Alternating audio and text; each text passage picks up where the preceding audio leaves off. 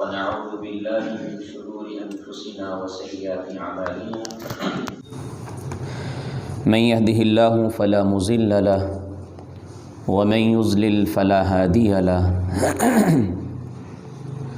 وأشهد أن لا إله إلا الله وحده لا شريك له وأشهد أن محمدًا عبده ورسوله اللهم صل على محمد وعلى آل محمد كما صليت على إبراهيم وعلى آل إبراهيم إنك حميد مجيد اللهم بارك على محمد وعلى آل محمد كما باركت على إبراهيم وعلى آل إبراهيم إنك حميد مجيد أما بعد فإن خير الحديث كتاب الله وخير الهدي هدي محمد صلى الله عليه وسلم وشر الأمور محدثاتها وكل محدثة بدعة وكل بدعة ضلالة وكل ضلالة في النار يا أيها الذين آمنوا اتقوا الله حق تقاته ولا تموتن إلا وأنتم مسلمون يا أيها الناس اتقوا ربكم الذي خلقكم من نفس واحدة وخلق منها زوجها وبث منهما رجالا كثيرا ونساء واتقوا الله الذي تساءلون به والأرحام إن الله كان عليكم رقيبا يا أيها الذين آمنوا اتقوا الله وقولوا قولا سديدا يصلح لكم أعمالكم ويغفر لكم ذنوبكم ومن يطع الله ورسوله فقد فاز فوزا عظيما اللهم نور بكتابك قلبي وشرح به صدري وأنطق به لساني بحولك وقوتك يا أرحم الراحمين رب اشرح لي صدري ويسر لي أمري واحلل عقدة من لساني يفقهوا قولي۔ ہر قسم کی حمد و ثنا، کبریائی، بڑائی، بزرگی اللہ مالک و خالق کی ذات کے لیے۔ تمام قسم کے جائز درود و سلام امام الانبیاء، سید الانبیاء، سید الرسل، امام کائنات حضرت محمد الرسول اللہ صلی اللہ علیہ وسلم کی ذات گرامی کے لیے۔ لائق احترام محترم معزز سامعین، اللہ رب العزت نے سب سے پہلے انسانوں میں حضرت آدم علیہ السلام کو بنایا اور پھر ان میں سے ان کی بیوی کو پیدا کیا حوا علیہ السلام، اور پھر نسل انسانی کو آگے چلانے کے لیے اللہ رب العزت نے مرد اور عورت کا جو ایک معاملہ، ایک نظام رکھا تاکہ نسل انسانی کی بقا ممکن ہو سکے۔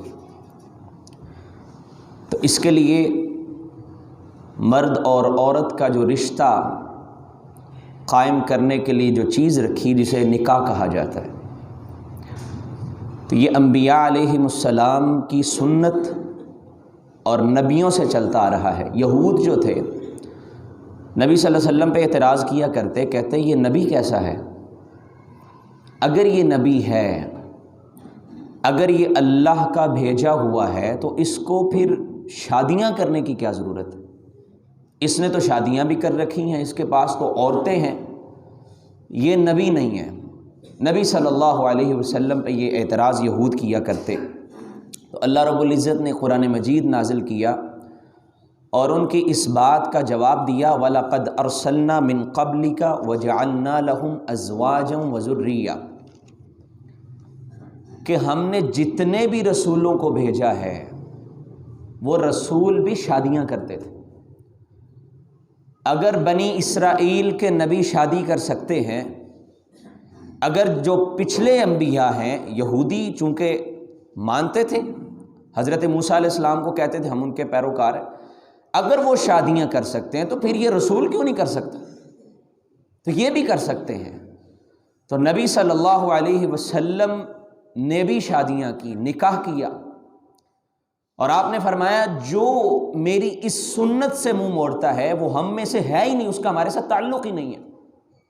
وہ 3 صحابہ آئے تھے نا، ایک نے کہا تھا، وہ روایت آپ نے سن رکھی ہے، تو ان میں سے ایک نے یہ کہا میں شادی نہیں کروں گا، ساری زندگی رہبانیت اختیار کر لوں گا، دور دراز نکل جاؤں گا اور اللہ کی عبادت میں ساری زندگی گزار دوں گا۔ نبی صلی اللہ علیہ وسلم نے فرمایا مجھے دیکھو، میں نے شادیاں کی ہیں اور اللہ کی عبادت بھی کرتا ہوں، سارے معاملات کرنے والا۔ تو بات کرنے کا مقصد یہ ہے کہ یہ نکاح جو ہے یہ انبیاء کی سنت ہے اور نبی صلی اللہ علیہ وسلم کا طریقہ ہے۔ آپ نے یہ بات سمجھائی ہے کہ نکاح کرو، اور قرآن نے بھی اس بات کو بیان فرمایا۔ سورہ نساء کے اندر اللہ رب العزت کیا فرماتے ہیں؟ فَانْكِحُوا مَا طَابَ لَكُم مِّنَ النِّسَاءِ مَثْنَىٰ وَثُلَاثَ وَرُبَاعَ فَإِنْ خِفْتُمْ أَلَّا تَعْدِلُوا فَوَاحِدَةً، کہ تم نکاح کرو ان عورتوں کے ساتھ جو تمہیں پسند ہے، 2 کے ساتھ کرو، 3 کے ساتھ، 4 کے ساتھ، یعنی اسلام نے 4 شادیوں کی اجازت دی ہے۔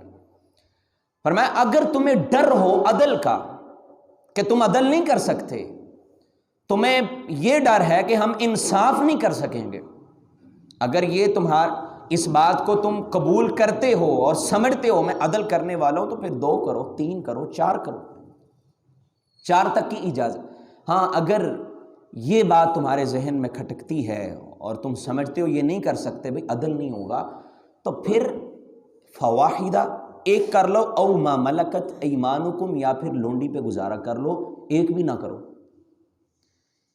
تو اسلام نے شادی کی اجازت دی ہے۔ نکاح کے رشتے کو بڑے خوبصورت انداز میں بیان فرمایا، وَأَنْكِحُوا الْأَيَامَ مِنْكُمْ، فرمایا جو تم میں سے جن کی شادیاں نہیں ہوئیں ان کی شادیاں کرو۔ اور آگے کیا فرمایا؟ إِن يَكُونُوا فُقَرَاءَ يُغْنِهُمُ اللَّهُ مِنْ فَضْلِهِ، اگر وہ فقیر ہیں اللہ ان کو فضل کر دے گا، فضل دے دے گا، اپنے فضل کے ساتھ ان کو غنی کر دے گا۔ تو نکاح کی ترغیب قرآن نے بھی دی ہے اور یہ انبیاء کی سنت بھی ہے۔ نبی صلی اللہ علیہ وسلم نے فرمایا اذا تزوج العبد فقد استکمل نصف الدین، جو بندہ نکاح کر لیتا ہے وہ اپنے آدھے دین کو مکمل کر لیتا ہے۔ اور کیا فرمایا؟ فَلْيَتَّقِ اللَّهَ فِي النِّصْفِ الْبَاقِي، اور جو آدھا باقی بچتا ہے اس کے بارے اللہ سے ڈرتے رہنا۔ یعنی انسان اپنے ایمان کو مکمل کرتا ہے اگر وہ نکاح کر لیتا ہے، اگر وہ شادی کر لیتا ہے۔ اور نبی صلی اللہ علیہ وسلم نے کیا فرمایا؟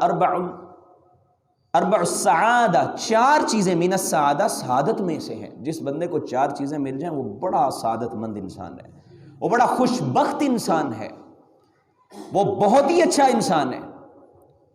وہ کون سی 4 چیزیں؟ المرأة الصالحہ، جس بندے کو نیک بیوی مل جائے یہ بندہ بڑا خوش بخت ہوتا ہے، یہ سعادت مند انسان ہے۔ اور دوسری بات والمسکن، اور جس کو الواسع، کشادہ گھر مل جائے رہنے کے لیے، اچھا گھر ہے، کشادہ ہے، اس کا گزر بسر بڑا اچھا ہوتا ہے۔ والجار الصالح، اور اس کو پڑوسی ملا وہ بھی بڑا نیک ہے۔ اور اگر الفاظ کیا ہے؟ والمرکب الحنی، اور اس کو سواری مل جائے آرام دہ۔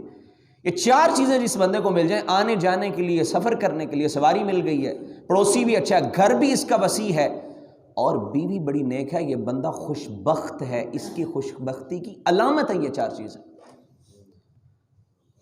تو نیک بیوی، آپ نے فرمایا دنیا کلھا متاع وخیر متاع الدنیا المرأة الصالحہ، ساری دنیا سامان ہے، اس کا بہترین سامان اگر ہے تو نیک بیوی۔ یعنی یہ رشتہ نکاح اللہ کو بڑا پسند ہے، اور یہ بڑی خوبصورت ایک تعلق ہے، یہ بڑا خوبصورت تعلق ہے، اللہ کے ہاں بڑا محبوب ہے جو انسان جڑتا ہے کسی کے ساتھ۔ اور پھر نکاح کے فوائد بہت زیادہ ہیں، اس کے بہت سے فوائد۔ آج کی گفتگو میں ہم نے یہ بات کرنی ہے کہ آپ اپنے گھر میں سکون کیسے لا سکتے ہیں، آپ اپنے گھرانے کو ہنستا مسکراتا کیسے رکھ سکتے ہیں، گھر میں امن کیسے آ سکتا ہے، گھر کو ٹوٹنے سے کیسے بچایا جا سکتا ہے۔ تو ہماری تمہید نکاح سے شروع ہو رہی ہے کہ نکاح یہ اللہ رب العزت نے رکھا، مرد اور عورت کو جب جوڑ دیا جاتا ہے پھر ایک گھر وجود میں آتا ہے۔ جب وہ جڑتے ہیں اس کی بنیاد کیا؟ نکاح۔ اور نکاح کے بے شمار فوائد ہیں۔ بعض لوگ نکاح کرتے ہیں، کوئی اپنی خواہش پوری کرنے کے لیے کوئی کرتا ہوگا، کوئی اپنی جبلی خواہش کو پورا کرنے کے لیے، کوئی مال کے لیے کرتا ہوگا، کوئی کسی کے لیے کرتا ہو، یہ سارے. لیکن اللہ رب العزت قرآن مجید میں فرماتے ہیں ہم نے نکاح میں تمہارے لیے سکون رکھا ہے، اور فرمایا وَهُوَ الَّذِي خَلَقَكُم مِّن نَّفْسٍ وَاحِدَةٍ، ہم نے تم سب کو ایک جان سے پیدا کیا، وَجَعَلَ مِنْهَا زَوْجَهَا لِيَسْكُنَ إِلَيْهَا، اور ہم نے تمہارے لیے یہ جو شادی کا سلسلہ، نکاح کا سلسلہ رکھا ہے تاکہ تم ایک دوسرے سے سکون حاصل کرو. تو نکاح سکون کا باعث ہے. اور فطری طور پہ بھی انسان کے اندر یہ ایک میلان پایا جاتا ہے، مرد کے اندر عورت کا اور عورت کے اندر مرد کا، یہ فطری طور پہ بھی ایک چیز موجود ہے. انسان کے اندر یہ ایک کشش پائی جاتی ہے، اس لیے بھی نکاح ضروری ہے. اور پھر نبی صلی اللہ علیہ وسلم نے جو یہ سلسلہ فرمایا، آپ نے کیا فرمایا؟ آپ نے فرمایا میرے نزدیک نکاح سے زیادہ کوئی بھی دنیا میں جو جوڑا ہے، شادی شدہ جوڑے سے زیادہ میری آنکھوں کو نزدیک سب سے عزیز وہ جوڑا ہے جو شادی شدہ جوڑا ہے. اس سے زیادہ کوئی عزیز جوڑا نہیں ہے. سب سے اچھا جوڑا وہ ہے جن دونوں نے نکاح کر لیا ہے. اور عزیز ساتھیوں، ان فوائد کے ہوتے ہوئے نظر کی حفاظت، یا ہم نے چیزیں پڑھی سنی ہوئی ہیں، نظر کی حفاظت ہے، پاک دامنی کا ذریعہ، اتنے فوائد کے باوجود اگر کوئی بندہ یہ کام نہ کرے، اس کو لیٹ کر دے، تو وہ غلط کر رہا ہے. آج کیا ہوتا ہے؟ آج بچے بھی بوڑھے ہو رہے ہیں، لڑکیاں بھی بوڑھی ہو جاتی ہیں. کس لیے؟ کوئی مال کی تلاش میں ہے. اگر لڑکے والے ہیں تو ان کو یہ کوئی امیر لڑکی ملے گی جہیز زیادہ لے کر آئے گی، اور اگر لڑکے والے ہیں، وہ لڑکی والے ہیں، تو وہ بھی یہی ڈھونڈتے ہیں کوئی اچھا مالدار گھرانہ مل جائے، ہماری لڑکی وہاں جا کے یاشی کرے گی. اگر ان فوائد کو مد نظر رکھا جائے تو نبی صلی اللہ علیہ وسلم کے وہ فرمان کو بھی مد نظر رکھا جائے. آپ نے فرمایا جب تم دیکھتے ہو کسی کو، اگر تمہیں کوئی دین میں اچھا لگتا ہے، صالح انسان مل جائے، نیک عورت مل جائے، تو اپنے بچے کی اس کے ساتھ شادی کر دو. اور اگر تمہیں اچھا لڑکا مل جائے، اس کا دین اچھا ہے، اپنی بیٹی کی اس کے ساتھ شادی کر دو. اور پھر دیکھیں کتنی بڑی ایک بات ہے، آپ اپنی بیٹی کے رشتے کے لیے خود پیشکش بھی کر سکتے ہیں. حضرت عمر جیسا کوئی حیادار انسان ہے، پردہ کس کے مشورے پہ آیا؟ نبی صلی اللہ علیہ وسلم کو کس نے مشورہ دیا؟ عمر رضی اللہ عنہ. اللہ نے پردے کو نازل کر دیا. اتنے حیادار انسان ہیں حضرت عمر رضی اللہ عنہ. لیکن جب ان کی بیٹی حفصہ رضی اللہ عنہا کے خامند فوت ہو جاتے ہیں، خنیس بن حذافہ رضی اللہ عنہ، تو کیا کرتے ہیں حضرت عمر رضی اللہ عنہ؟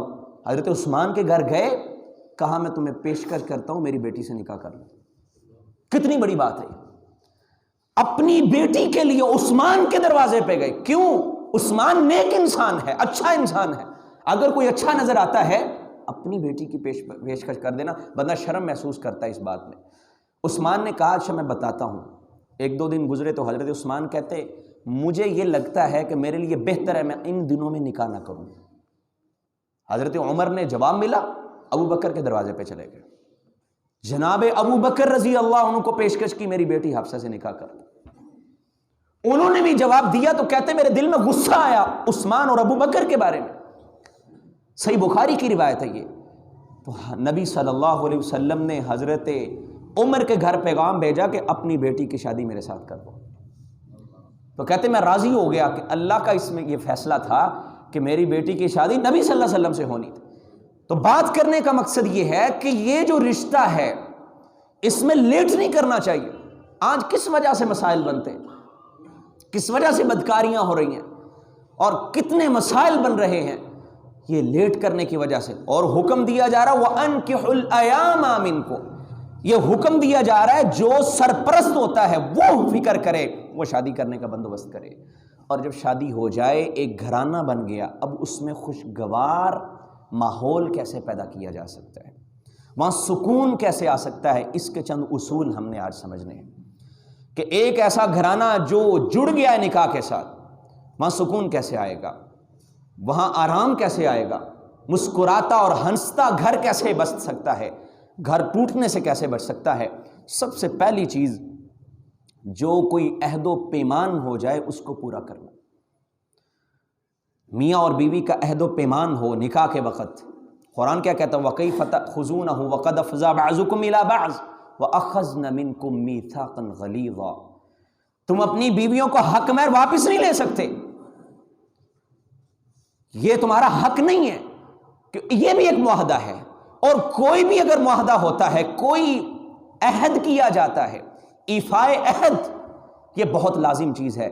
اگر بیوی نے مرد کے ساتھ کیا ہے یا مرد نے بیوی کے ساتھ کوئی وعدہ کیا، اس کی پاسداری کرو، اور اگر وعدوں کی پاسداری ہوگی تو محبتیں قائم ہوں گی، اور اگر وعدے کی پاسداری نہ ہوگی تو یہ کس کی علامت ہے؟ منافق کی علامت ہے، اور جہاں منافقت آ جائے وہاں گھرانہ خوشگوار نہیں رہتا۔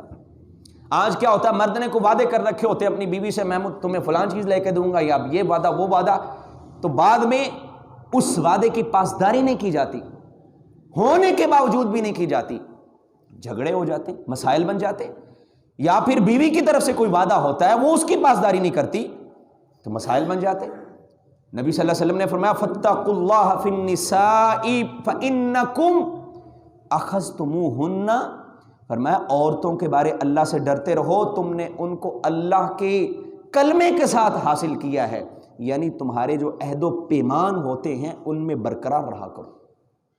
تو اگر کوئی بھی وعدہ کر لیا جائے، وعدہ کیا ہوتا ہے؟ شادی کے وقت نکاح پہ کیا عہد و پیمان ہوتا ہے؟ مرد یہ کہتا ہے جی میں حسن سلوک کروں گا اس کے ساتھ، میں ظلم نہیں کروں گا، میں کوئی اس پہ جبر نہیں کروں گا، میں اس کو تنگ نہیں کروں گا، اور عورت کی طرف سے یہ عہد و پیمان ہوتا ہے میں اس کی فرما برداری کروں گی۔ اب مرد بھی ظلم کر رہا ہے اور وہ بھی اس کی فرما برداری نہیں کر رہی، تو مسائل تو پیدا ہوں گے، تو یہ گھرانہ تو اجڑے گا، گھر تو ٹوٹے گا۔ گھر ٹوٹنے سے تب بچتا ہے جب یہ اپنے عہد و پیمان پہ قائم رہے، یہ سب سے بڑا عہد ہوتا ہے، اس کے علاوہ اور بھی بڑے ہو سکتے ہیں، لیکن نکاح کے وقت سب سے بڑا یہ عہد ہوتا ہے میں اس کے ساتھ حسن سلوک کر کے اس کے نان و نفقہ کا ذمہ دار ہوں گا۔ جب مرد یہ چیزیں پوری نہیں کرتا یا عورت فرما برداری نہیں کرتی تو مسائل پیدا ہو جاتے ہیں، اور ان مسائل کی وجہ سے گھر ٹوٹ جاتا ہے۔ دوسری بات، آپسی محبت کو قائم کرنا، ایک دوسرے کے ساتھ محبت کا رشتہ قائم رکھنا، یہ بھی گھرانے کو ٹوٹنے سے بچاتا ہے۔ ایک دوسرے کے ساتھ محبت کرنا، احساس کرنا، قرآن نے کیا فرمایا؟ وَمِنْ آيَاتِهِ أَنْ خَلَقَ لَكُم مِّنْ أَنفُسِكُمْ أَزْوَاجًا لِتَسْكُنُوا إِلَيْهَا، یہ اللہ کی نشانیوں میں سے ہے کہ اللہ نے تمہارے رشتوں کو قائم کیا تاکہ تم ایک دوسرے سے سکون حاصل کرو، وَجَعَلَ بَيْنَكُمْ مَوَدَّةً وَرَحْمَةً، اور یہ بھی اللہ کی نشانیوں میں سے ہے کہ اس نے تمہارے درمیان محبت کو قائم کر دیا ہے۔ اور وہ جو حدیث میں نے شروع میں آپ کے سامنے پڑھی، نبی صلی اللہ علیہ وسلم نے فرمایا لَمْ يُرَ لِلْمُتَحَابِّينَ مِثْلُ النِّكَاحِ، میں نے، نبی صلی اللہ علیہ وسلم فرما رہے ہیں میرے نزدیک دو بندوں میں سب سے زیادہ محبت اگر کوئی ہو سکتی ہے تو اس جوڑے میں ہو سکتی ہے جن کا نکاح ہوا ہوا۔ محبت کو قائم کرنا، ایک دوسرے سے پیار کی فضا کو قائم کرنا، اور نبی صلی اللہ علیہ وسلم نے اس کا درس بھی دیا۔ یہ باتیں بڑی عجیب معلوم ہوتی ہیں کئی دفعہ، یہ کیسی باتیں ہوگی؟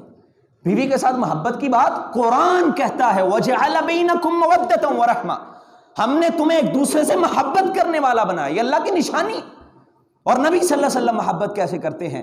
حضرت عائشہ رضی اللہ عنہا، نبی صلی اللہ علیہ وسلم بڑا پیار کرتے ہیں آپ سے، کہتی ہیں جب میں ایام کے ساتھ ہوتی، جن ایام میں مرد پسند نہیں کرتے اپنی بیوی کو، کہتی ہیں نبی صلی اللہ علیہ وسلم جب میرے ساتھ بیٹھ کے کھانا کھاتے، برتن میں سے پانی میں پیتی، جہاں سے میں نے منہ لگایا ہوتا اللہ کے رسول وہاں سے منہ لگا کے پانی پیتے، اور پھر جب میں ہڈی سے گوشت کاٹتی اللہ کے رسول دیکھتے، میں آپ کو پکڑا دیتی، جہاں سے میں نے گوشت لیا ہوتا وہاں سے اللہ کے رسول گوشت لیتے، ہڈی کو وہاں سے چوستے۔ کیسی محبت ہے، کیسا ایک کمال کا رشتہ ہے۔ اور یہ سبق کون دے رہا ہے؟ نبی صلی اللہ علیہ وسلم۔ آپ ایک لمبے سفر میں کہیں جا رہے ہیں، حضرت عائشہ رضی اللہ عنہ ساتھ ہے، اللہ کے رسول صلی اللہ علیہ وسلم نے کہا چلو دوڑ لگاتے ہیں۔ اللہ، کیسی پیاری محبت، کیسا عجیب معاملہ ہے۔ یہ میاں بیوی ہیں اور سرتاج رسول، ساری کائنات کے سرتاج پیغمبر ہیں، وہ اپنی بیوی سے کیسے محبت کر رہے ہیں، کہتے ہیں دوڑ لگاتے ہیں۔ اور عائشہ رضی اللہ عنہ کہتی میں سماٹ تھی، میں آگے نکل گئی، اللہ کے رسول صلی اللہ علیہ وسلم پیچھے رہ گئے تو میں خوش ہوئی، میں جیت گئی ہوں۔ پھر کچھ سالوں کے بعد ہم کسی سفر پہ تھے تو نبی صلی اللہ علیہ وسلم نے صحابہ سے کہا تم ذرا آگے چلے جاؤ۔ یہ سننے والی بات ہے، آپ نے صحابہ سے کہا تم آگے چلے جاؤ سارے، ہم ذرا پیچھے آتے ہیں۔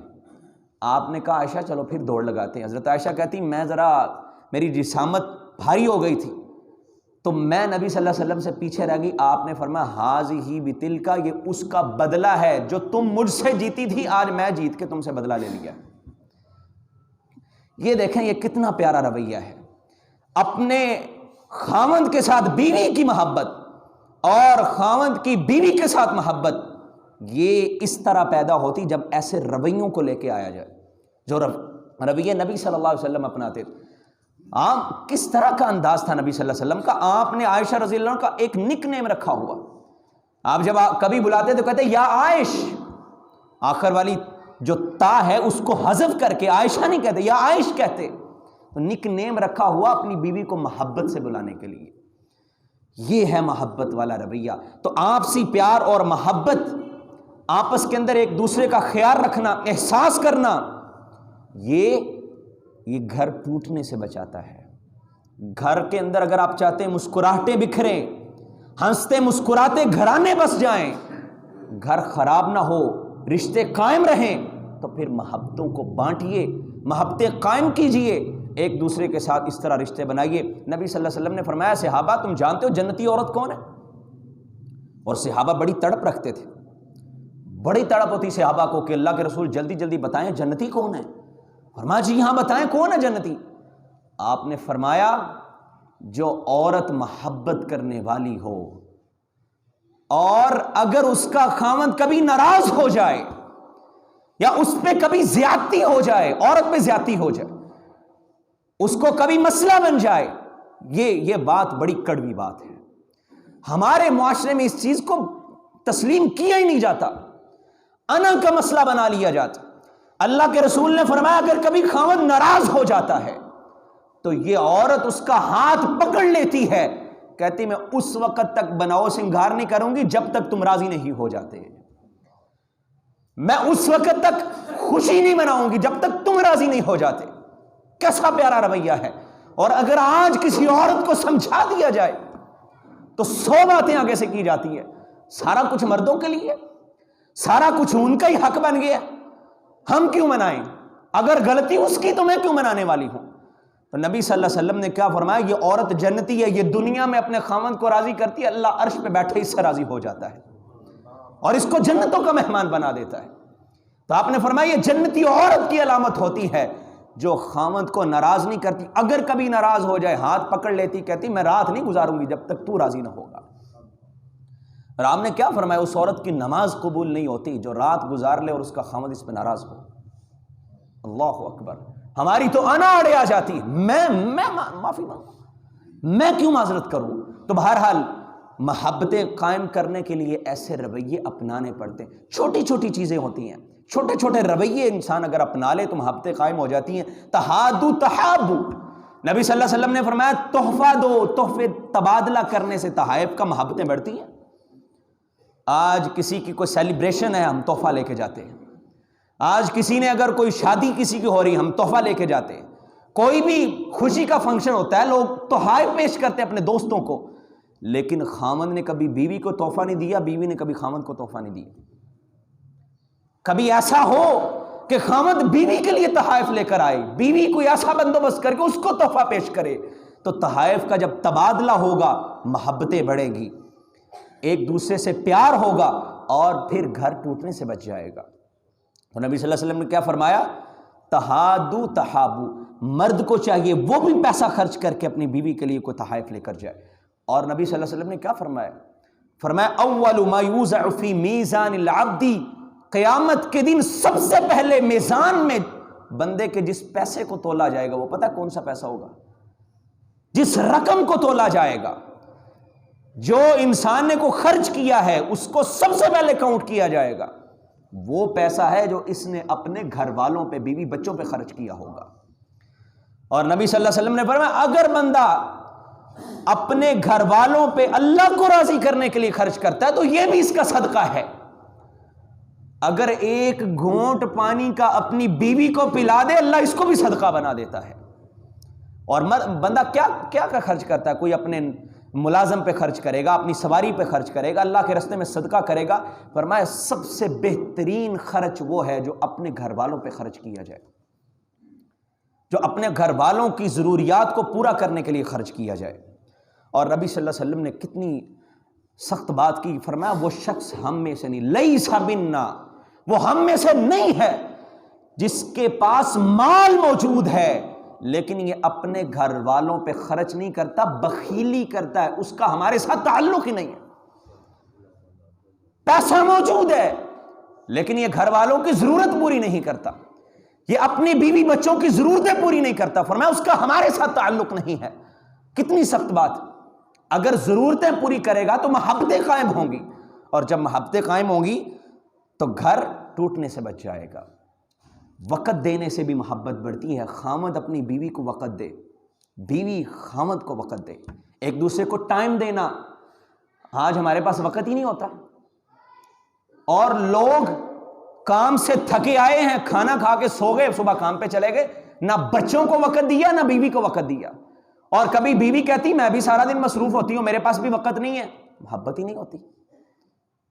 گھر اجڑتے ہیں، ٹوٹتے ہیں۔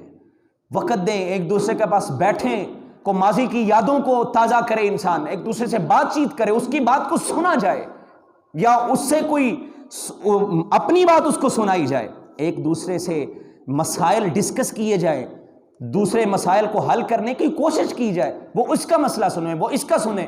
ایک دوسرے کے ساتھ جب یہ تعلق قائم ہوگا، وقت دے گا انسان، بیٹھے گا، بات سنے گا، تو پھر بھی محبتیں قائم ہوتی ہیں۔ وقت دینا یہ بہت بڑی بات ہے۔ آج ہم موبائل میں لگے رہتے ہیں، بچوں کے لیے وقت نہیں ہوتا۔ بیوی اپنے موبائل میں لگی ہے، خامد اپنے موبائل میں لگا، بچوں کو بھی کوئی ایک ٹیب لے کے دے دیا، چلو تم بھی لگے رہو، بس ٹھیک ہے، ایسے ہی چلتا ہے۔ اور پھر کیا محبت ہوتی ہے وہاں، جب ایک دوسرے کو وقت ہی نہیں دینا، ایک دوسرے کی بات ہی نہیں سننی۔ اور یقین جانے یہ سائیکالوجسٹ پتہ کیا کہتے ہیں سننا بھی ایک ہنر ہے۔ آپ کا بچہ گھر میں پریشان ہے، وہ کچھ بات کہنا چاہتا ہے، وہ ٹک ٹاک کو کہہ دے گا، تم نہیں سنو گے نا، وہ کہیں نہ کہیں اپنا غبار نکالے گا، کہیں تو نکالے گا نا، تم سن لو۔ سننا بھی ایک ہنر ہے۔ بیٹھو، وقت دو، اس کے مسائل کو سنو تو صحیح، تم توجہ سے سن لو، شاید مسئلہ حل ہو جائے۔ بعض دفعہ اس وجہ سے مسئلہ ہو جاتا ہے، بندہ بات سننے والا کوئی نہیں ہوتا، آپ سننے کے لیے تیار نہیں، آپ کے پاس وقت ہی نہیں، کاروبار کروں میں، ان کا خرچے پورے کروں کہ ان کی باتیں سنوں۔ جب سننے کا وقت نہیں ہوتا، یعنی وقت نہیں ہے، ٹائم نہیں دیا جاتا، تو ٹائم نہ دینے کی وجہ سے بھی مسائل ہو جاتے ہیں۔ یہ ایک بڑا لمبا موضوع ہے، سننا ایک ہنر ہے۔ تو بہرحال ایک دوسرے کو وقت دیں، ایک دوسرے کے پاس بیٹھیں، ایک دوسرے کے کاموں میں شریک ہوں۔ یہاں بھی مصروفیت آ جاتی ہے، میں نے یہ کام بھی کرنا، یہ بھی کرنا ہے، مجھے بتائیں نبی صلی اللہ علیہ وسلم سے زیادہ مصروف کوئی انسان دنیا کا ہو سکتا ہے؟ مصروف ترین انسان اگر کوئی دنیا کے اللہ کے رسول ہے، آپ نے کتنے معاملات کو دیکھنا ہوتا ہے، ساری امت کی بھاگ دوڑ آپ کے ہاتھ میں ہے، ساری امت کی ہدایت کا بار اور وزن آپ کے کندھوں پہ ہے۔ اللہ کے رسول کتنے مصروف ہیں، لیکن عائشہ کہتی ہمیں یوں لگتا کہ اللہ کے رسول ہمارے ساتھ گھر کے کام ہی کرواتے رہتے ہیں، اتنے مصروف ہونے کے باوجود۔ اور آپ کے مسائل بھی تھے، سارا کچھ تھا، لیکن اپنے گھر میں کام کاج کرتے، اور بیویاں خامند کے کام کاج کرتے۔ یہ نہیں صرف خامند ہی کام کاج کروائے، وہی ہاتھ بٹھائے، اور بیوی کو پتہ ہی نہیں میرا خامند کیا کرتا ہے، اس کے مسائل کیا، وہ کہاں کہاں سر کھپاتا ہے، وہ ذہنی طور پہ کیوں پریشان رہتا ہے، وہ کن مسائل میں الجھا ہوا ہے۔ بیوی کا بھی ساتھ دینا بنتا ہے۔ صحابیہ کہتی ہیں میرے خامند کے پاس ایک اونٹ تھا اور ایک گھوڑا تھا، اور میں، یہ کون کہہ رہی ہیں؟ صحابیہ کہہ رہی اس اونٹ پہ یا گھوڑے پہ پانی کسی دور جگہ سے بھرنا، وہاں سے اس کو لاد کے گھر لانا، یہ بھی میرا کام تھا، ان کا چارہ کاٹنا پھر ان کے سامنے رکھنا، یہ بھی میرا کام تھا، زین کسنا، یہ سارے کام میں کیا کرتی تھی۔ اپنے خامد کے ساتھ محبت پیدا کرنے کے لیے اس کا ہاتھ بٹاتی تھی۔ کتنی بڑی بات! خامد اور بیوی ایک دوسرے کا ہاتھ بٹھائیں، ایک دوسرے کے کاموں میں مدد کریں تاکہ محبتیں قائم ہوں۔ چھوٹے چھوٹے رویے، یہ چھوٹی چھوٹی باتیں ہیں جو ہمیں عجیب سی لگتی ہیں، کبھی کوئی سویا ہے اس کے اوپر لحاف تم دے دو، کبھی وہ تم پہ دے دے، چھوٹی سی بات ہے، محبت آ جائے گی۔ اور نبی صلی اللہ علیہ وسلم نے یہ رویے بھی ہمیں سکھائے ہیں، کبھی لقمہ خامد بیوی کے منہ میں ڈال دے، کبھی وہ اس کے منہ میں ڈال دے، اس سے بھی محبت ہوتی۔ تو یہ چھوٹے چھوٹے رویے، ایک دوسرے کا ہاتھ بٹانا، یہ ساری چیزیں کس لیے ہیں؟ تاکہ محبتیں قائم ہوں۔ جب یہ قائم ہوں گی تو گھر بھی قائم رہے گا۔ اگلی بات، ایک دوسرے کے دکھ درد کو بانٹنا، دکھ درد میں شریک ہونا، یہ بڑی اہم بات ہے، کیونکہ انسان جب دکھی ہوتا ہے نا وہ زیادہ ٹوٹ جاتا ہے، پھر بھی اس کو چاہیے ہوتا ہے کوئی سہارا ملے۔ آپ جانتے ہیں حضرت خدیجہ رضی اللہ عنہ کا نام کون نہیں جانتا؟ سب نے سن رکھا ہو۔ عائشہ رضی اللہ عنہ کہتی ہیں وہ کہا کرتی تھی اپنی دوسری جو نبی صلی اللہ علیہ وسلم کی دوسری بیویاں ہیں ان کو کہا کرتی تھی کہ میرے ساتھ اللہ کے رسول کو سب سے زیادہ پیار ہے، اور واقعتاً تھا، لیکن وہ کہتی ہیں مجھے بھی اگر کبھی رشک آیا تو خدیجہ پہ رشک آتا تھا رضی اللہ عنہا۔ جب کبھی کوئی گھر میں چیز پکنی کہتے کہ خدیجہ کی سہیلیوں کے گھر میں بھیجو، اتنا پیار تھا۔ اور وہ خدیجہ رضی اللہ عنہا کیسے دکھ درد میں ساتھی تھی آپ کی، آپ پہ وحی نازل ہوتی ہے، پریشان ہو کے گھر آتے ہیں، پسینے سے شرابور ہیں، اللہ کے رسول فرماتے زمیلونی، میرے پہ چادر اڑا دو، زمیلونی، چادر اٹھا دو، لقد خشیت علی نفسی، عائشہ سے کہا عائشہ مجھے اپنی جان جانے کا خطرہ پیدا ہو گیا ہے، میں بڑا پریشان ہوں۔ پہلی وہی نازل ہوئی، کیا حضرت خدیجہ نے یہ کیا کہا تھا؟ حرف تسلی دیا تھا، یہ نہیں کہا کہ تم باہر سے آئے ہو میں بھی گھر میں بڑی مصروف ہوتی ہوں، تم تھکے ہارے آتے ہو تو میں کون سا ویلی بیٹھی ہوتی ہوں، میری بھی مصروفیات ہیں، میں نے بچوں کو بھی سنبھالنا ہوتا ہے، گھر کے کام بھی کرنے ہوتے، تم اپنی پریشانیاں مجھے سنا رہے ہو، میری بھی پریشانیاں بہت زیادہ ہیں، میں تمہاری سنوں کہ اپنیوں کا حل کروں۔ اپنا رونا نہیں رویا، واویلا نہیں کیا تھا۔ جناب خدیجہ رضی اللہ عنہا نے یہ نہیں کہا تھا کہ تمہاری طرح میرے بھی بڑے مسائل ہیں، بلکہ فوری طور پہ سارے معاملے کو خود سنبھالا۔ پہلے نبی صلی اللہ علیہ وسلم کو حوصلہ دیا زبانی، کہا آپ پریشان نہ ہو، فواللہ لا یخزیک اللہ ابد، اللہ آپ کو کبھی ضائع نہیں کرے گا۔ آپ کی تعریف کی، آپ تو بڑے ہی اچھے ہیں، آپ لوگوں سے بڑا اچھا رویہ رکھتے ہیں، غریبوں کے کام آتے ہیں، بڑی لمبی بات کی۔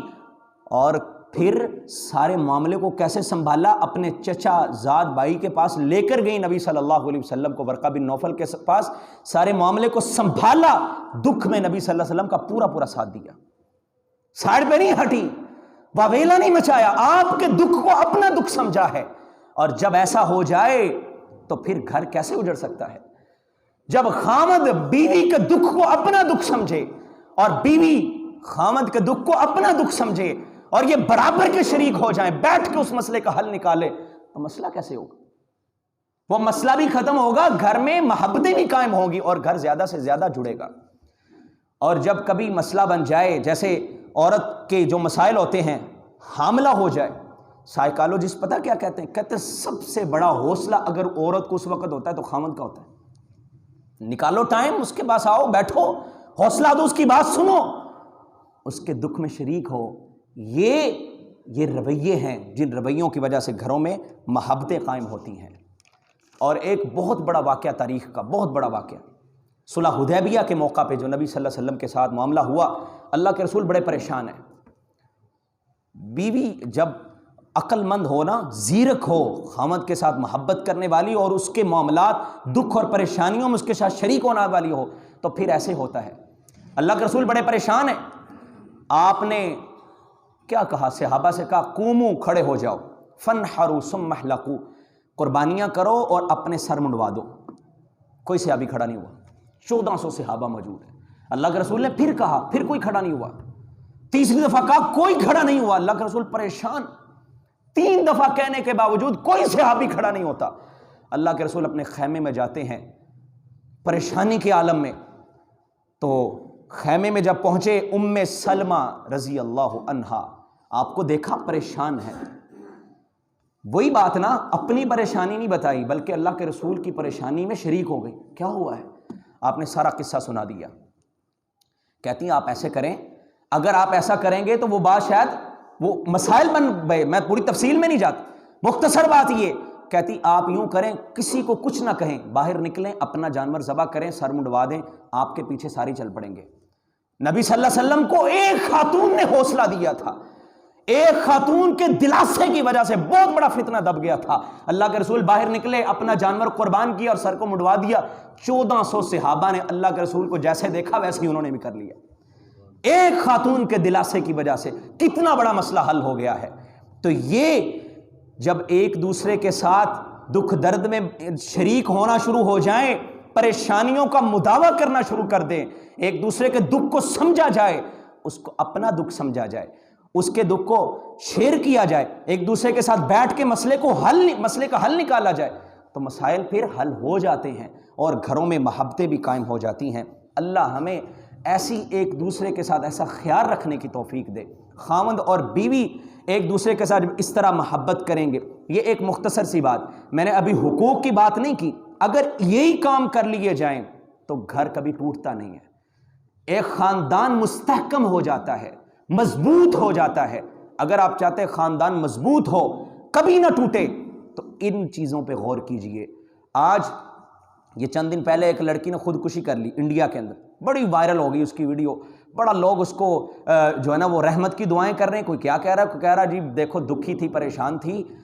یہ مسائل گھروں میں کس وجہ سے پریشان تھی؟ خاوند جہیز کا مطالبہ کر رہا، تو اس کا مطلب یہ خودکشی کر لو، اپنی جان دے دو، یہ تو اسلام نے حق نہیں دیا۔ تو یہ بہرحال خاوند کی طرف سے بھی زیادتی ہے کہ وہ ایسا کیوں کر رہا ہے، اس کا بھی مسئلہ خراب، اور اس نے خودکشی کی، تربیت نہیں ہے، یہ بھی مسئلہ خراب۔ تو اس طرح کے مسائل، اور آج مارچ، یہ آج بھی عورتوں کا ایک ڈے منایا جائے گا، اور اسلام نے جو عورت کو مقام دیا ہے وہ کسی اور نے مقام نہیں دیا۔ عورت اگر ہے تو اس کے لیے سب سے پاکیزہ رشتہ اس کا خاوند ہے، اور جب خاوند اور بیوی یہ ملتے ہیں نکاح کے ساتھ تو سب سے محبت والا ایک جوڑا وجود میں آتا ہے، اور پھر اس جوڑے کو قائم رکھنے کے لیے، اس کے وجود کو سلامت رکھنے کے لیے، اس کے گھر کو ٹوٹنے سے بچانے کے لیے یہ چند رویے ہیں، ان پہ عمل کر لیا جائے تو کبھی بھی گھر نہیں ٹوٹتا۔ ہم انشاءاللہ آئندہ اس بات پہ غور کریں گے کہ ایک دوسرے پہ حق کیا ہے، خاوند کا حق کیا ہے، بیوی کا حق کیا ہے، اس بات پہ انشاءاللہ آئندہ خطبہ میں ہم بات کریں گے۔ اللہ رب العزت ہمیں گھر کے اندر پیار محبت والی فضا قائم کرنے کی توفیق عطا فرمائے، اور ہمارے گھروں کو اللہ امن کا گہوارہ بنا دے۔ اقول قولی ھذا وآخر دعوانا الحمدللہ۔